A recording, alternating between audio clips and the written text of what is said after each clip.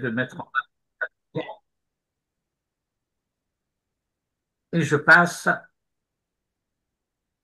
à notre paracha de la semaine, qui est la paracha de Devarim, qui, comme chacun sait, est toujours lue avant Tisha B'Av.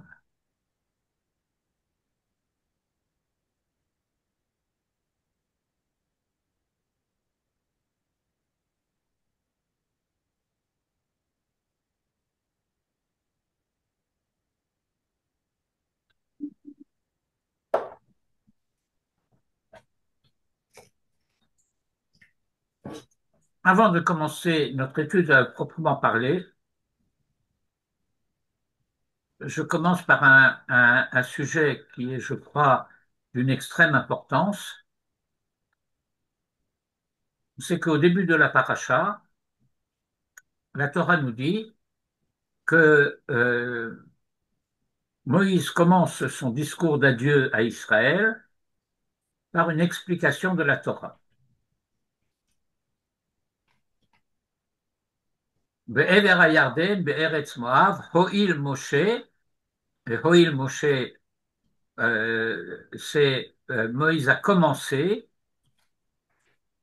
be'er et à Torah hazot, les morts, d'expliquer cette Torah en disant. Le verset suivant, c'est Hachem Elokeinu diber elenu bachorev les morts. Je me préparais précisément à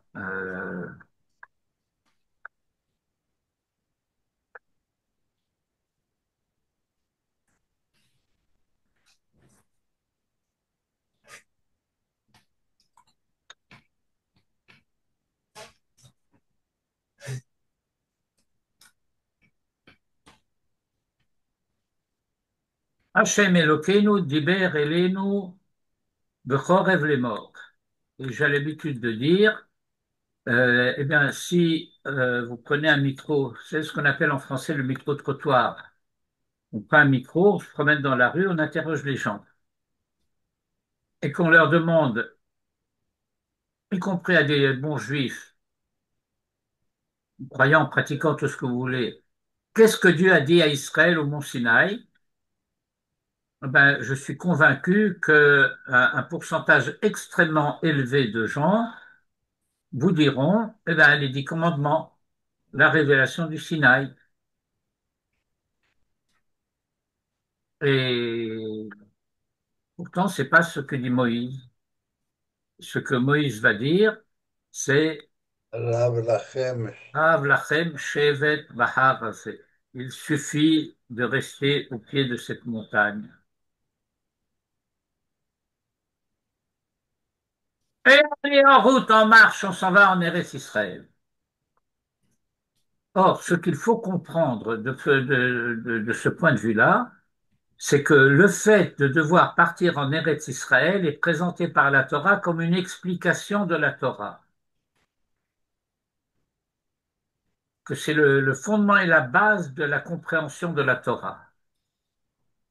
Et la base et le fondement de la compréhension de la Torah, ce n'est pas les Aseret Adibrot, c'est pas Maaseh Bereshit, c'est pas des catégories de la, comment dirais-je, de la théologie ou de la foi ou de choses, etc.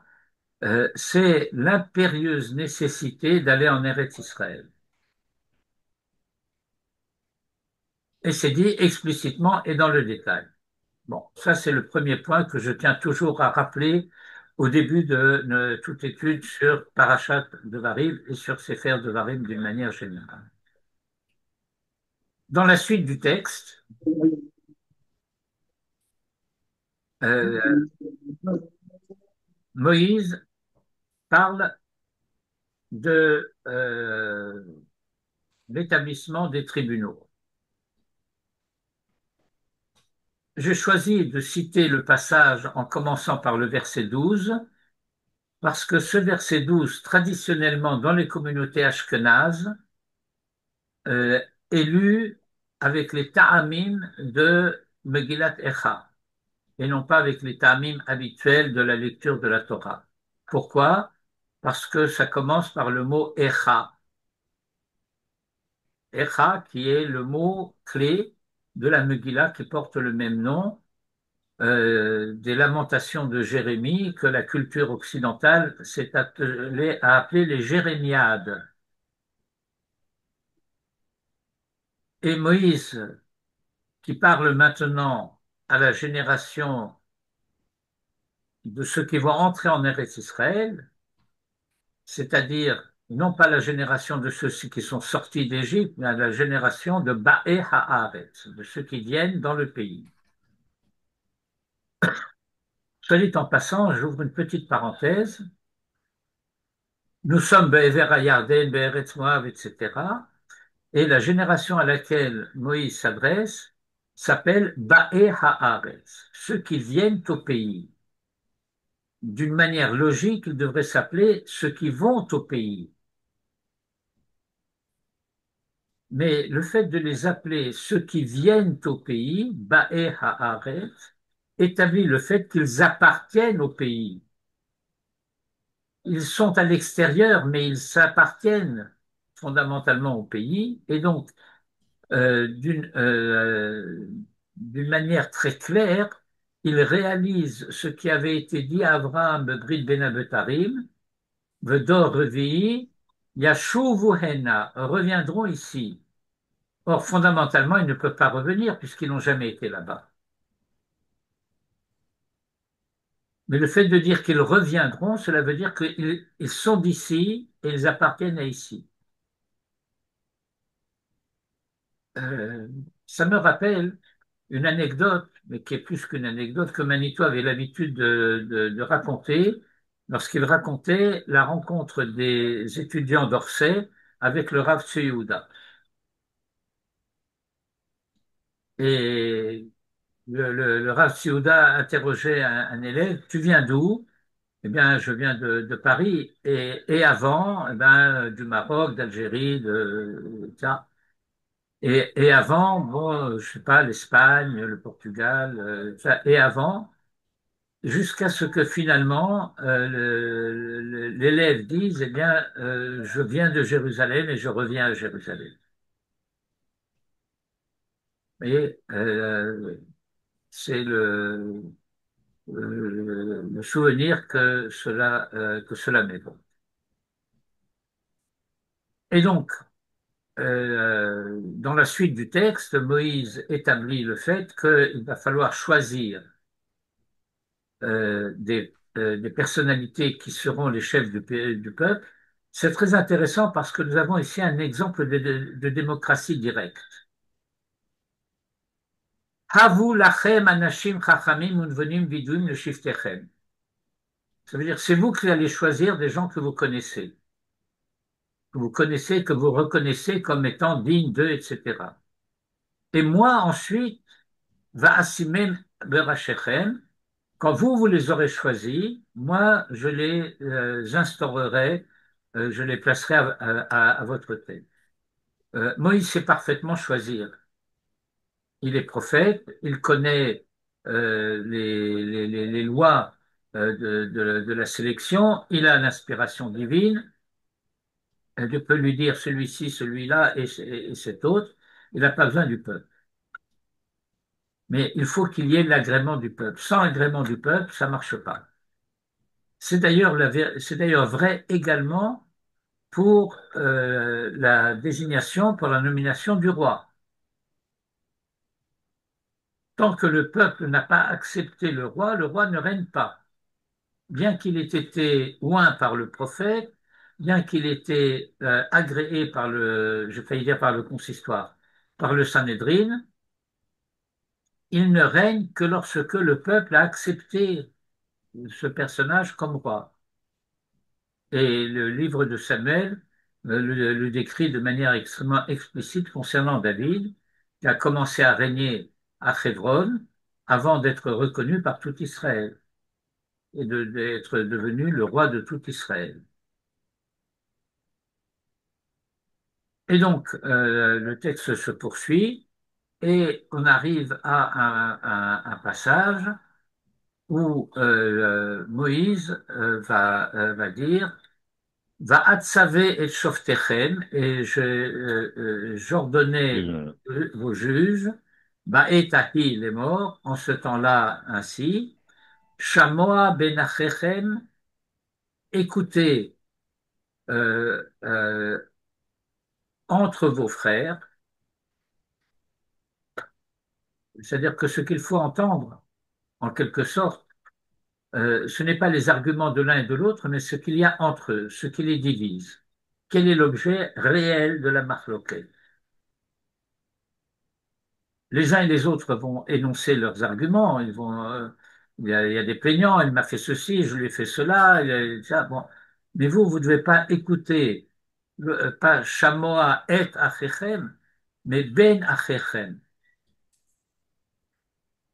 Ushfatem tzedek, et vous jugerez justement, Benish ou ben achiv ou ben gero, entre un homme et son frère et son guerre. Bon, ce sont des versets qu'il faudrait étudier dans le détail pour eux-mêmes, mais ce n'est pas l'objet de mon propos. Lo takiru fanim bamishpat. Ne faites pas exception de personne. Kakaton kagadol tishmaun. Vous devrez écouter de la même manière le petit comme le grand. Lo tagoru mipene ish. Vous ne craindrez personne, vous n'aurez peur devant personne. Tehamishpat le Elohim ou parce que le jugement ou le droit appartient à Dieu. L'autre lecture appartient au juge, parce que Elohim ici ah peut oui. être considéré soit comme Kadosh, soit comme Chol. Si c'est Kadosh, c'est Dieu. Si c'est Chol, ce sont les juges. Mais cela veut dire qu'en tout état de cause, euh, les, euh, les juges jugent selon la loi de Dieu. Et enfin, Va'adavar asher yikshe mikem, takrivun elai ushma'ativ, et la chose qui vous sera difficile, vous l'approcherez de moi et je l'entendrai. Et notre sujet, donc, pour notre étude de ce soir, c'est essentiellement Hamishpat le'Elokim hu.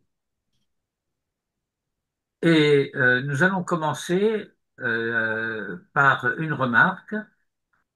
Est-il nécessaire de dire aux juges d'Israël, ben, il faut juger justement, est-ce que ces recommandations de Moïse, Lotakiru panim bamishpat, kakaton kagadol tishme'u, c'est pas des évidences? On a besoin de la Torah pour nous dire cela.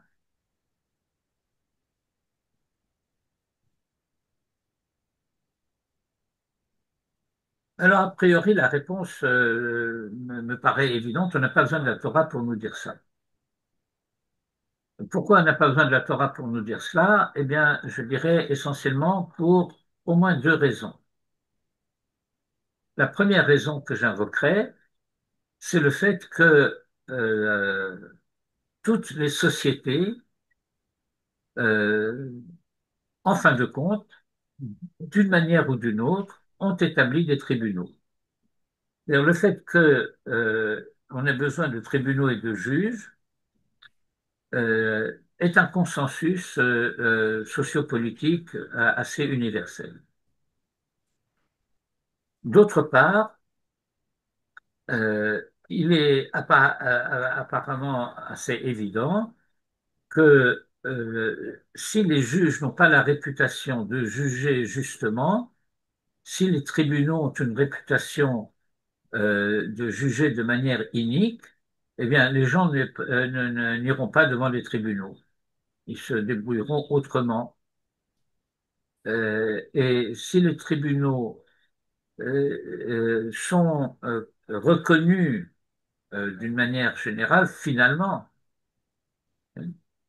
euh, c'est parce que d'une manière qui s'est progressivement établie dans l'ensemble des sociétés, les juges étaient jusqu'à récemment, ce n'est plus tout à fait vrai de nos jours, depuis une trentaine d'années, Les juges étaient les personnages les plus respectés des sociétés. C'était avant le wokisme, c'était avant la judiciarisation des sociétés, etc. Mais c'était un fait établi. Donc, on ne devrait pas avoir besoin de cela dans la Torah pour nous dire il faut que les juges jugent justement. Euh,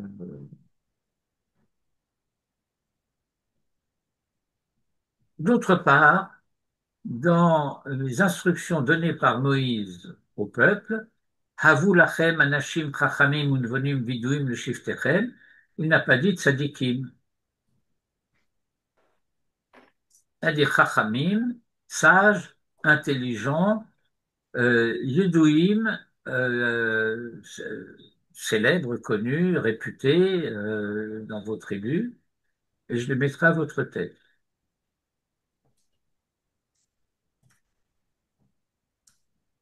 Il faut que ce soit des gens, je dirais, compétents.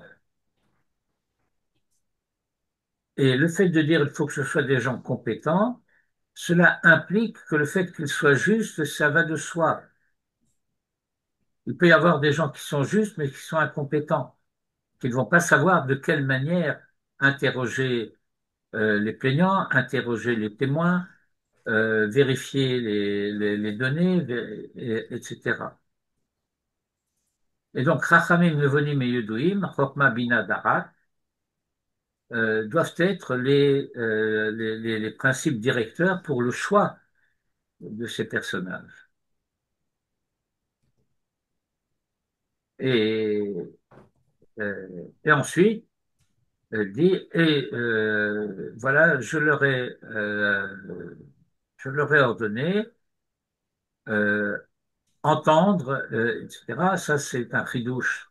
Il faut bien l'entendre, ce chidouche, que ce qui importe, ce n'est pas tellement les arguments, mais il faut que les juges comprennent sur quoi porte vraiment la marloquette, quel est vraiment l'objet de la discorde, qu'est-ce qui se passe entre les plaignants. Et puis ensuite, il y a ce fait que malgré tout, les juges sont des hommes.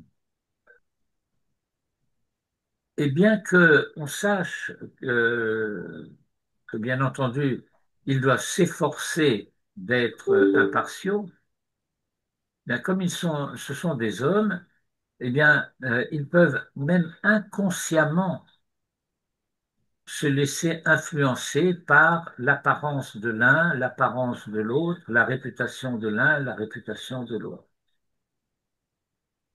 D'où le fait que rappeler ce fait de l'otakiru panim bamishpat, c'est important même pour les juges d'Israël. Pourquoi? Parce que ils peuvent inconsciemment être entraînés. euh, il faut que une injonction soit présente à leur esprit en permanence pour leur éviter cette dérive.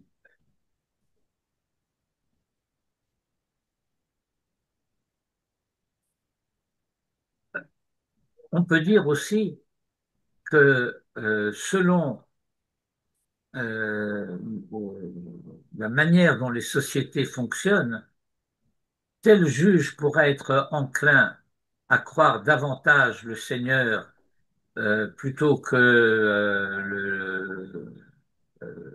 le serf, alors que dans telle société, le juge aura tendance à davantage croire le pauvre plutôt que le riche. Mais lorsque la Torah va dire kakaton kagadol, kakaton kagadol, pas hagadol hakatan, hakatan hagadol. Il faut que tu entendes le grand comme tu entends et le petit comme tu entends le grand.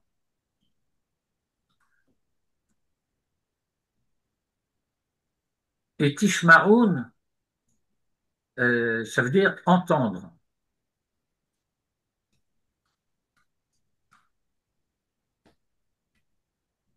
Et enfin, l'otaguru mipneish, c'est le fait que il faut qu'il y ait le courage de la justice.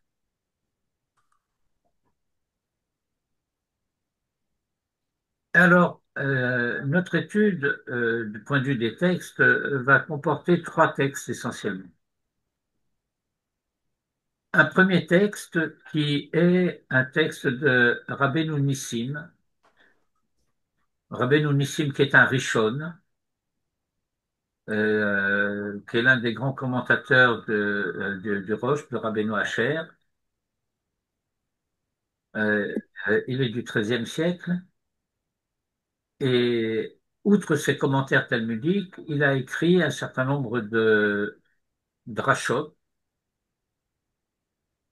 Et nous allons lire un extrait dans un hébreu un peu ancien du 11e Drouche.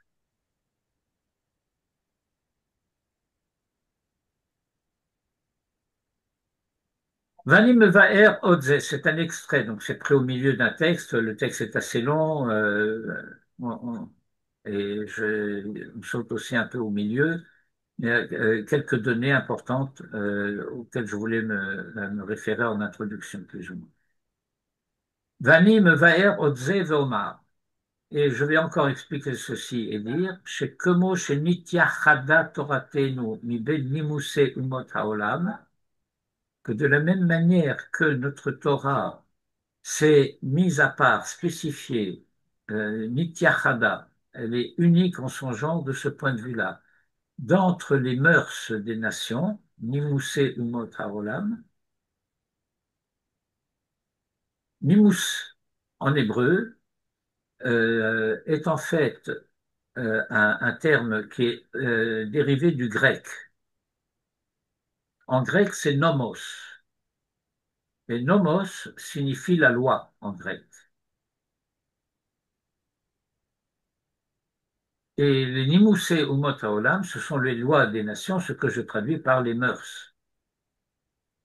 Et que notre Torah, elle se sépare, elle se distingue des mœurs des nations par ses mitzvot et ses chukim. Et donc la préoccupation fondamentale est l'inyanam de ces mitzvot et de ces chukim, tikkun medini klal, l'organisation de la cité, avalanim shach mihem, uchol hashefa haeloki beumatenu v'advekut imanu, hidavko imanu, que la finalité des lois, des mitzvot de la Torah, c'est le fait que puisse se réaliser la volonté de Dieu, et la volonté de Dieu, c'est de déverser le Shefa divin sur le monde et sur Israël. Chul ha-shefa ha-eloki b'umatenu. V'hidavko imanu, et que ce Shefa divin, cette abondance divine, s'attache à nous. Hidavko imanu. בין שיראה העניין ההוא לענייננו כענייני הקורבנות וכל הנעשה במקדש, soit qu'on considère tout ce qui a été exposé auparavant comme à la manière de ce qui se passait dans le temple, Inyane Korbanot, et tout ce qui se faisait Bamikdash, Ben shelo yir'e que yeter apukim shelo nidgala ta'amam, soit que l'on ne considère pas les choses comme les autres lois dont le sens n'a pas été révélé. Il faut ajouter un terme, n'est pas été universellement révélé, qui n'est pas publiquement connu, qui n'est pas connu de tous, qui ne va pas de soi. Ulfichach ani sover, et c'est pourquoi je considère Veraoui sheyamen bo, qu'il convient d'y croire, שכמו שהחוקים שאין להם מבוא כלל בתיקון הסידור המדיני, parce que de même que les lois qui n'ont aucune introduction dans l'organisation publique politique, l'organisation de la cité, Assidour à Medini, je vous rappelle que Medina, en hébreu classique comme en grec, désigne la cité. La cité en grec se dit polis, P-O-L-I-S.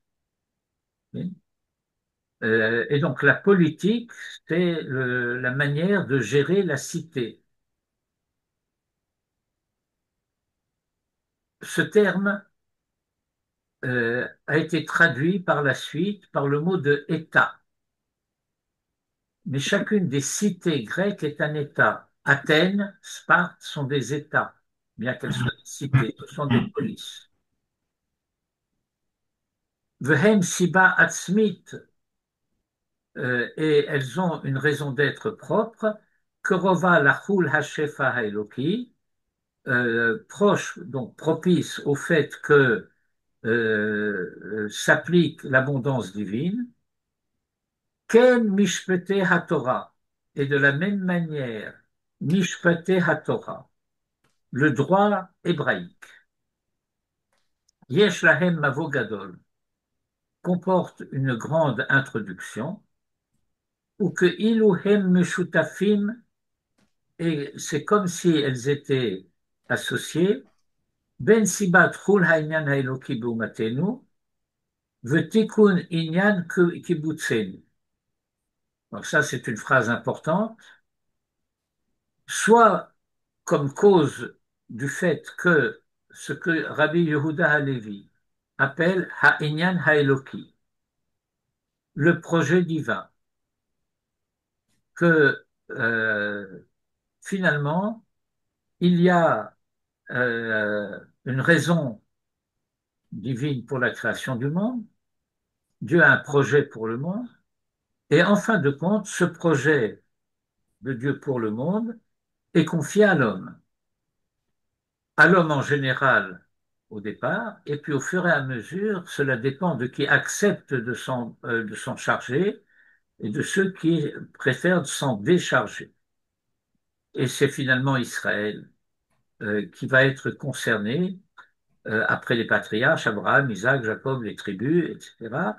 C'est Israël qui va être porteur du projet divin, du Inyan Haeloki. J'ai résumé tout un passage de Judas et Lévi dans le Kuzari. Ben sibat chul ha'inyan ha'eloki b'umatenu, v'tikun inyan kibbutzenu. Kibbutzenu, c'est pas notre kibbutz, encore que, mais c'est notre société, l'organisation de notre société. Tikkun inyan kibbutzenu. ואפשר שהם היו פונים יותר אל העניין אשר הוא יותר נשגב במעלה, et il est possible que la finalité de ces lois du Mishpat Haïvri, du droit hébraïque, eh bien, elles étaient davantage tournées vers des sujets ou un sujet, Inyan Asherhu Yoter Nisgav B'Ma'ala, qui est beaucoup plus sublime, Mima Shem Hayuponim le Tikkun Kibbutzenu, que de s'occuper que d'être préoccupé seulement de choses bassement terrestres.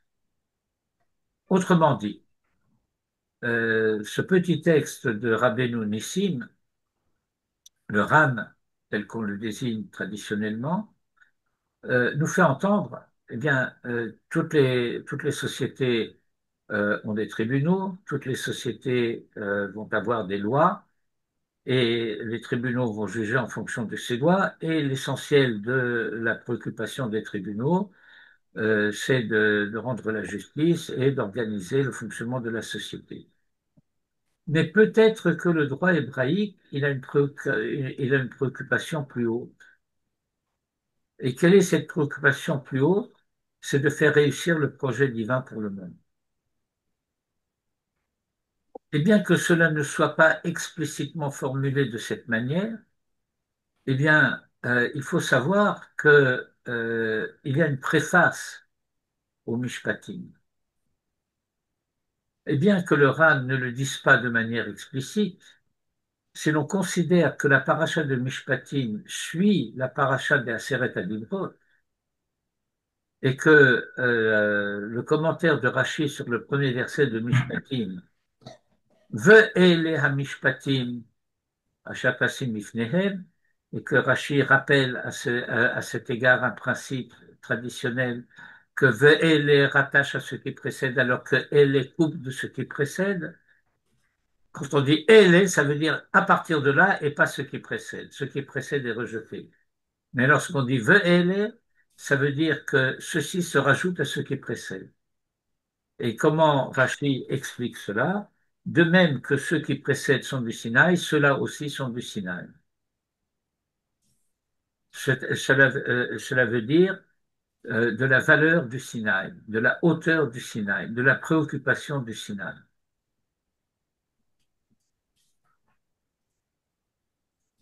Le Talmud, pas directement lié à cela, mais pose une question. Dans le traité de Shabbat, à la page 10a, Ad matai yoshvin badin. Jusqu'à quand euh, le tribunal siège-t-il? Amar Rav Sheshet a enseigné, Ad zman seuda, jusqu'au temps du repas. Quel est le temps du repas? On ne sait pas. On n'a pas dit jusqu'à midi. Mais en tout cas, ce que cela laisse entendre, c'est que le tribunal siège avant de manger.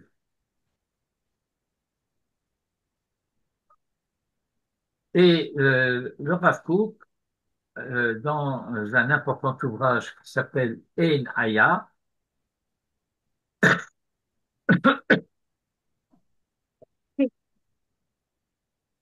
qui est un commentaire sur les Haggadot du Talmud que le Rav Kook avait entrepris avant sa montée en Eretz Israël, alors qu'elle était dans son premier poste rabbinique à Boïsk.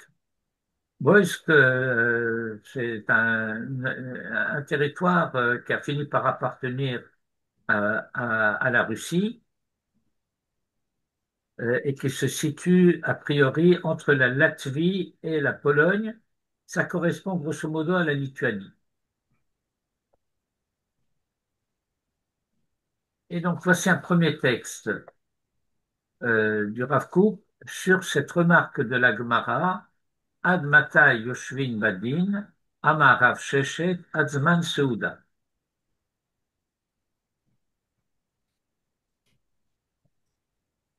Le fit que du Shatan chez l'Israël, à la mesure de la sainteté d'Israël, ken gavhu darke mishpete Torat Hashem haTorah. Ainsi s'élèvent les voies des lois mishpat. Mishpat, ça veut dire du droit de la pure Torah de Dieu. Torah Hashem HaTorah.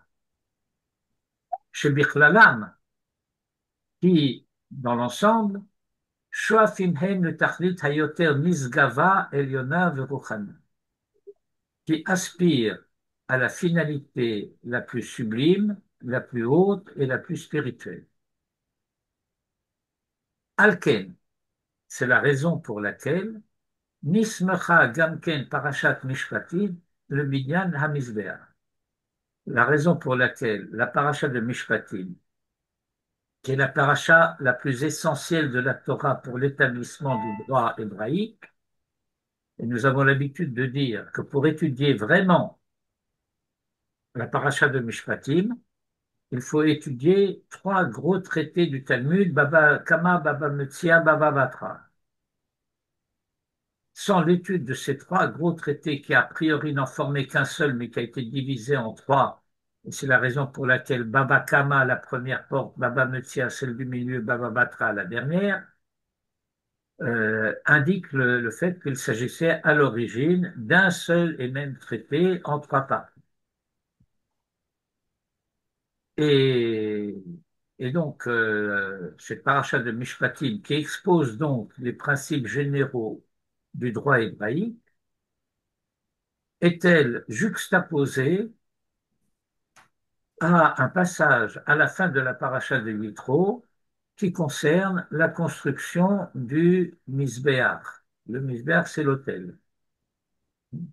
Nismecha gamken parashat mishpatim le binyan hamizbeach. Et non seulement à la construction de l'autel, à sa construction elle-même, mais plus encore, et plus particulièrement, au Beyichud, au verset qui dit Lo ta'ale ve ma'alot al mizbechi, tu ne monteras pas par des degrés, par des marches sur mon autel. C'est pour cela que la montée vers l'autel se faisait sur un plan incliné et pas sur un escalier. Asher lo tigale ervatecha alad, afin que ta nudité ne se dévoile pas sur lui. Verset Hamore al tachlit hakedusha, qui montre, qui indique la finalité de la sainteté, le hatzniyut. Tzniut, c'est un terme extrêmement difficile à traduire. Il y en a un certain nombre comme ça, traditionnellement, qui sont des termes difficiles. Le mot tzniut a fini par désigner de manière populaire la pudeur.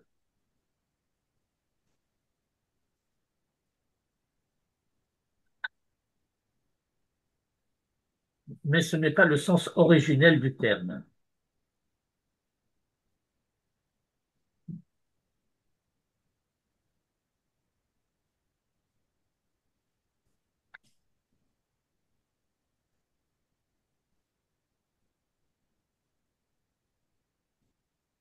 Le terme originellement est beaucoup plus proche de la notion d'humilité, et l'humilité implique aussi le fait de préférer vivre caché plutôt que de vivre d'une manière publique. Publique, c'est-à-dire publicitaire. Celui qui est humble ne cherche pas spécialement à se montrer. Et quand on cherche à se montrer, ça veut dire qu'on se dénude, d'où le glissement de sens vers la pudeur. Hakedusha vehatzniut, shehen nachala, qui sont le patrimoine, la am asher ruach Hashem tenechenu, du peuple qui est guidé par l'Esprit de Dieu.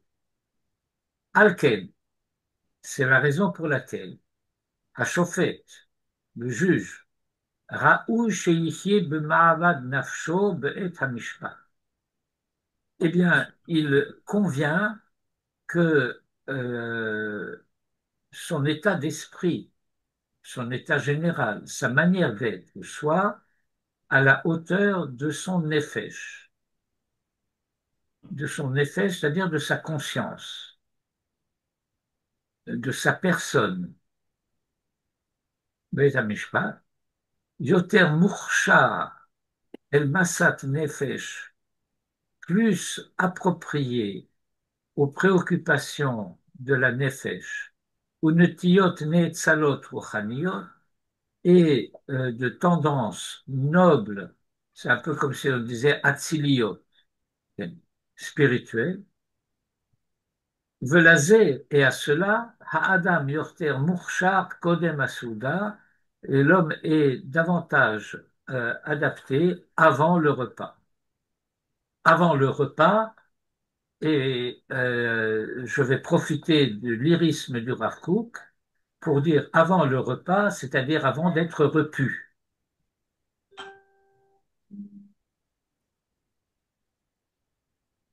Lifnei ha'esek hachomri, avant l'occupation matérielle, physique. Hamegashem et ha'adam, qui matérialise l'homme. Me'at ou harbe, peu ou prou, un peu ou beaucoup. Quand je mange, eh bien, selon qui je suis, moi qui mange, soit je fais de ce que je mange moi, soit je fais de moi ce que je mange. J'élève ce que je mange ou je m'abaisse à ce que je mange. Mais en tout état de cause, j'établis une relation entre moi et ce que je mange. Or, ce que je mange, ce sont des choses qui me sont nécessairement inférieures. Le medaber mange du domaine du minéral, du végétal, de l'animal. Et donc, je m'animalise un tant soit peu quand je mange. Or, je vais être occupé à juger au tribunal. Et il faut par conséquent que je prenne garde à ne pas me fondre et confondre avec le niveau matériel, physique du monde. Alken, et c'est la raison pour laquelle Rak Adzman Seuda, ce n'est que jusqu'au moment du repas, Raoui Leshev Badin, qu'il convient de siéger au tribunal,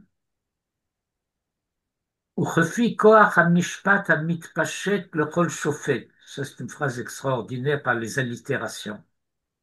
Kefi koach hamishpat hamitpashet lechol shofet. Et selon euh, la force, la puissance du jugement qui s'étend à chaque juge, ken ne'erach erech klal hamishpat, shel melech shebemishpat ya'amid haaretz. C'est à cette mesure que s'établira, s'évaluera le droit royal, le droit du roi chez le Meler, chez Bemishpat Yamid Eretz, qui établira le pays sur le droit. Bon, euh, à lire, relire, méditer. Il y a dans ce même passage, le Rav écrit encore le paragraphe qui suit. Enfin, j'ai isolé les quelques lignes qui suivent pour en faire un paragraphe. Et je vais continuer cette gageure qui consiste à essayer de traduire ce que le Rav Kook dit, ce qui, je vous le jure, n'est pas facile. Ha'am, le peuple, Hanatun berol ta'avotav achomriot, qui est donné au joug de ses désirs matériels, ta'ava,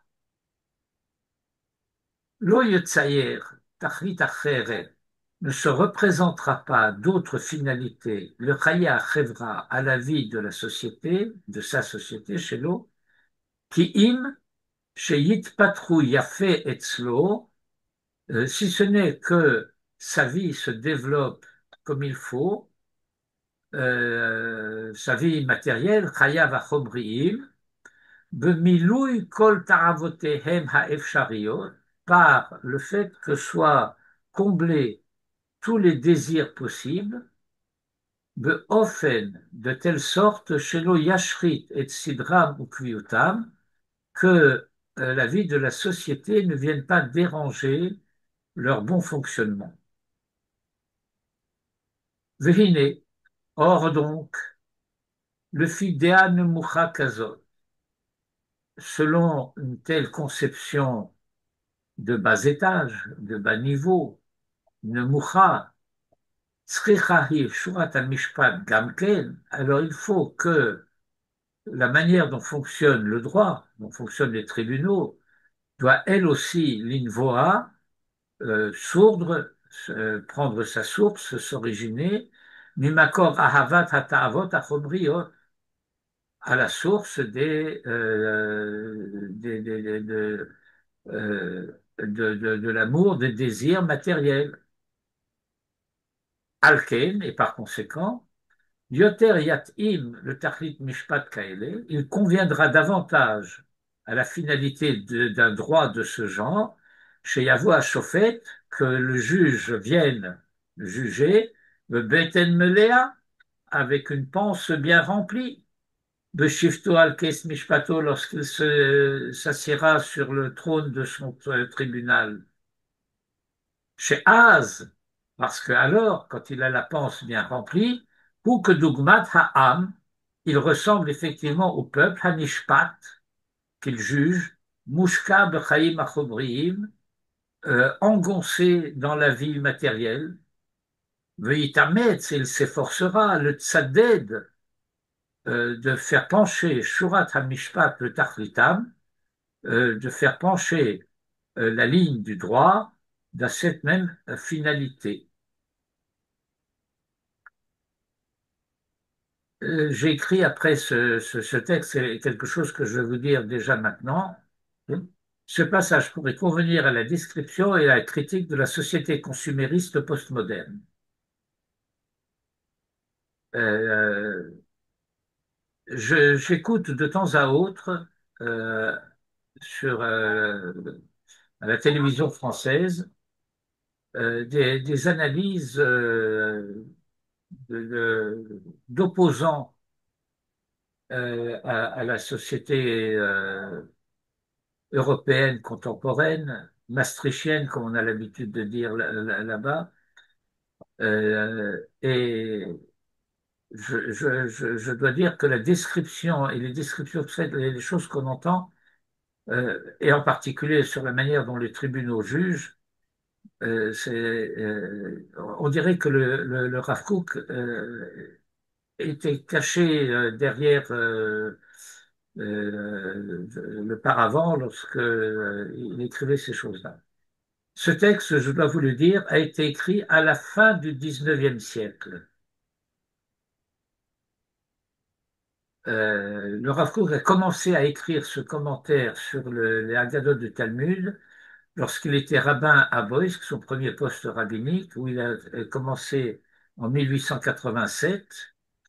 En 1895, il est passé à son deuxième poste rabbinique où il a continué à écrire. Il a fait ça à la fin de 1903 et il a continué à écrire ces commentaires tout au long de sa vie. Bien qu'il ait été commencé à être écrit donc à la fin de la dernière décennie du 19e siècle, il n'a été publié que 100 ans plus tard, le premier volume, en 1986, si mes souvenirs sont bons.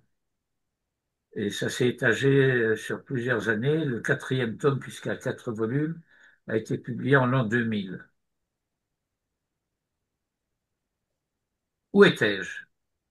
Veitametz le tzaded shurat al-mishpat le tachlitam.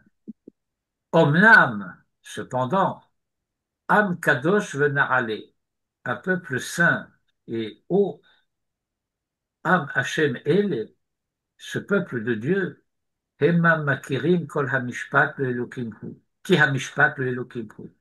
Eux savent que le droit appartient à Dieu. Tachlit achevra haenoshit, la finalité de la société humaine. L'otuva netzlenu ne se comprendra pas chez nous. Rad mesidre chayem achomriim, réduite à l'organisation de la vie matérielle, ou milou mishalotehem hagasot, et au comblement de leurs vœux grossiers, chez Bazé, parce qu'en cela, en motar la adam mina behema, il n'y a pas d'avantage de l'homme sur la bête. Ainsi que nous disons motar adam mina behema aïn kol havem. Omnam, mais en vérité, tachlit chaye achevra haenoshi, la finalité de la vie de la société humaine, qui consiste en cela, mitzad shemeachaim haenoshiyim, qu'à partir de la vie humaine, Efchar le malé chaim shel or vetov.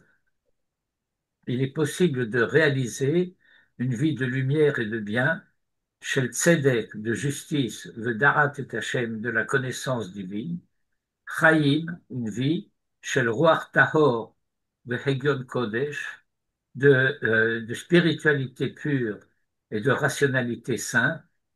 Hem yesod hachaim, c'est cela le fondement de la vie, ou matarat hachevra haenoshit, et le but de la société humaine.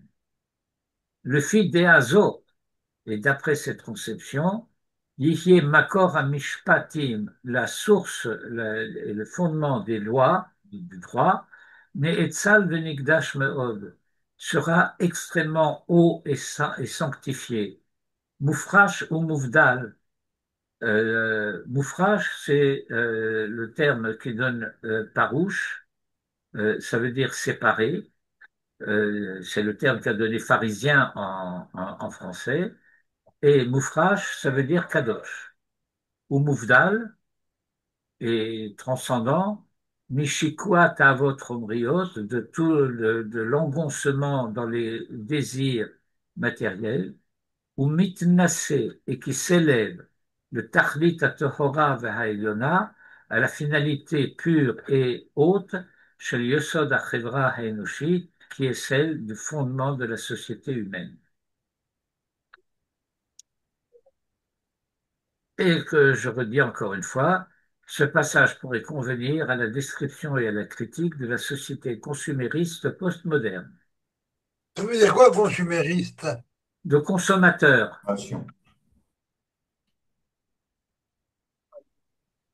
Ah, c'est ça.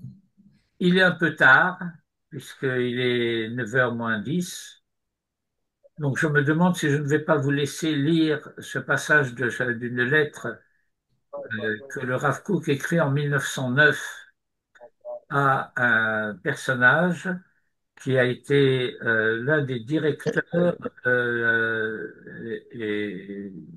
du, euh, euh, de, comment ça s'appelle, des établissements vinicoles en Israël. Euh, et il s'était posé une question de droit d'héritage. Et à cette occasion, le monsieur en question interrogeait le Rav Kook et lui suggérait que peut-être il serait avantageux et préférable d'eux, etc. Et le Rav Kook commence par bon, les crunettes qui est assez longue en réalité. C'est dans le tome 1 des Igrot Areia, la lettre 176, pour ceux qui peuvent se reporter au texte entier. Il leur avait écrit, entre autres, Oi là le kalout da'at, malheur à cette frivolité, chez Tishlach Yadab Migdash Ram Venissa, qui porterait la main sur un sanctuaire élevé, Be'echal Mishpat, au sanctuaire du droit, Afilu imtichie meuteret berachamim veyosher bilti chukim. Même s'il s'agissait d'une préoccupation illégale, mais dictée par une notion de bonté, de gentillesse, de rachamim. Yeda Adoni, sachez, monsieur, qui ota midat rachamim, que cette manière d'avoir pitié, alokachat mehaben et tirushato, qui prend l'héritage du fils, l'héritage que la Torah lui a octroyé chez Zachalo Mishpat chez la Torah, mais je suis la Rachmanout chez Yesh à la bat, parce qu'on a pitié de la fille, eh bien, une Rachmanout de ce genre, Tsarir Midin Gzera Shava, par association, par analogie, il faudrait permettre l'ishloach yad gam be'otzaro shel adir otzarot, à porter la main sur un riche, bishvil rachmanut shel machazer al aptachim, parce qu'on a pitié du mendiant. C'est porter atteinte à la propriété. Et si tu dis que c'est au nom de la pitié que tu as pour cette fille qui doit hériter aussi parce qu'elle n'a pas de moyens, etc., alors au même titre, de la même manière, on va se permettre de porter la main sur les biens du riche en faveur du pauvre. Oi la olam, et malheur au monde, mais rachamanut kazot, d'une pitié de ce genre, shehi en le chol achzariut et le chol nevela, qui est la mère, et donc le fondement de toute cruauté et de toute saloperie. Et vous lirez tout seul le paragraphe suivant. Là, vous voyez, et en français, il est dit que ce commentaire talmudique a été écrit par le Rav Kook a commencé à Zimmel. C'est Comment? un, c'est le premier poste qu'il a eu, le Rav Kook, à Zimmel. C'est un tout petit village. Oui, oui, Et en fait, j'ai fait un voyage là-bas. Et avec vraiment un guide qui connaissait absolument tout. Et donc, il n'était pas destiné à être rabbin de communauté, le Rav Kook. Il devait être rabbin dans une yeshiva. Il était à la yeshiva de Vologine, je crois, non? oui, il était à la yeshiva de C'est ça. Volodine. Et il Il y a un voulait, rabbin qui non, lui a dit non, non, non, attendez. peut-être que je me Il ne trompe. voulait pas être rabbin dans une yeshiva, il voulait se consacrer à étudier. Oui, mais c'est-à-dire il ne voulait pas être rabbin de communauté, Il ne voulait pas du tout en tout être cas. rabbin de communauté. Et vous savez qu'il a obligé à être rabbin de communauté? Je crois que c'est son beau-père, Non, non? c'est le Chafetz Chaim. Ah oui, c'est ça. Oui. C'est le Chafetz Chaim qui lui a dit, toi, Toi, tu es bon. tu dois prendre des responsabilités communautaires. Et après, il a épousé la fille du Hadéret et il était à Et Zimani, c'était sa première femme qui sa malheureusement première est femme. morte très rapidement, elle est très jeune. Et le Rav Kook est resté veuf avec une fille et il s'est remarié et c'est de son deuxième mariage qu'est né le Rav Yehuda. Il a écrit une lettre. Encore à Zaimel, avant Parce d'être à qu'il Brest. il a écrit une lettre, enfin une lettre ou un sped au décès de sa femme. C'est ahurissant, ahurissant. Il faut que je retrouve ça. Ça a été publié. C'était une grande, grande âme, le Rav Kook. C'était quelqu'un d'exceptionnel. Mais c'est un petit village de rien du tout. Et ils ont fait une espèce d'andartas dans ce village au nom pour le Rav Kook. C'était un petit village de presque rien du tout qui, vers la fin du siècle, du 19e siècle, avait près de 700 habitants juifs, C'est ça. qui était un peu plus de la moitié de la population du village. Et rien n'a bougé. C'est comme c'était à l'époque. Des petites maisons et tout, les mêmes rues, les mêmes. Enfin, ils ont un peu arrangé, bien sûr. Très bien.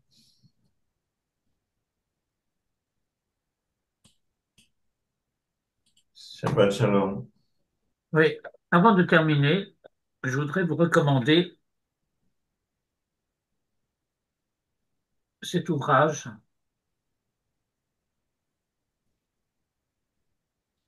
Toi, un jour, J'arrive, tu vas connaître. j'arrive pas à lire. Voilà, J'arrive.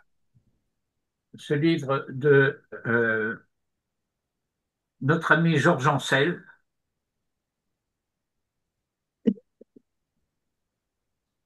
qui était le gendre de Lévinas et un élève de Manitou, un élève fidèle de Manitou,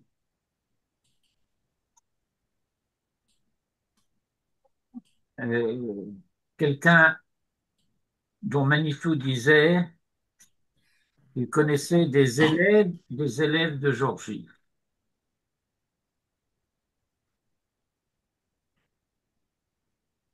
Alors, dans ce livre, qui reprend surtout des exposés et des conférences faites par Georges Ancel, il y en a une qui est consacrée à notre sujet et qui est politique, droit juif et amnésie collective. Ah, L'amnésie collective concerne l'amnésie du peuple juif après l'émancipation concernant le droit hébraïque. Et je voudrais juste lire un paragraphe, non, en fait deux paragraphes, non, trois paragraphes, mais c'est quatre petits paragraphes. Euh, il s'agit d'un appel lancé en 1799 par Rabbi Raphaël Cohen, qui a dirigé des communautés en Pologne, en Lituanie et en Allemagne, et qui cherchait à maintenir autant que possible l'autonomie juive dans une Europe qui devenait de plus en plus, euh, comment dirais-je, influencée par la Révolution française, bien que lui soit mort en 1804, donc avant l'Empire. Alors voilà ce qu'il écrit, je lis rapidement, mais c'est très clair.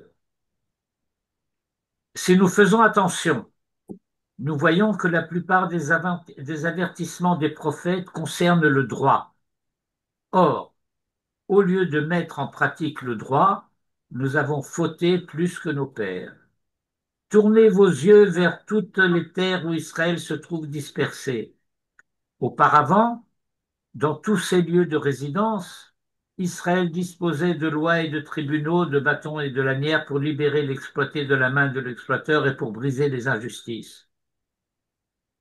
Même pendant les périodes les plus obscures, pendant les moments d'expulsion et de persécution nombreux que nous avons connus, le sceptre et le législateur n'ont pas quitté Juda.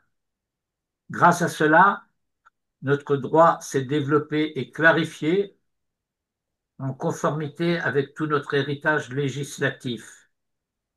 Maintenant, malheur à notre génération. Il ne subsiste même plus le nom des lois droites de l'Éternel. Nos ennemis sont nos juges. L'honneur de Jacob s'est appauvri parmi les peuples. Ce n'est pas pour rien si nous subissons tant de malheurs dans toutes les terres de l'Europe et si nous ne sommes plus respectés. En dépit de toutes les mauvaises actions commises, s'ils avaient maintenu le droit sans reculer, il y aurait encore une possibilité de relèvement. Aucun mal plus grand que l'abandon de nos lois n'a été commis. Là se trouve la cause empêchant la miséricorde divine. Appel de Rav Raphaël Hakohen en 1799.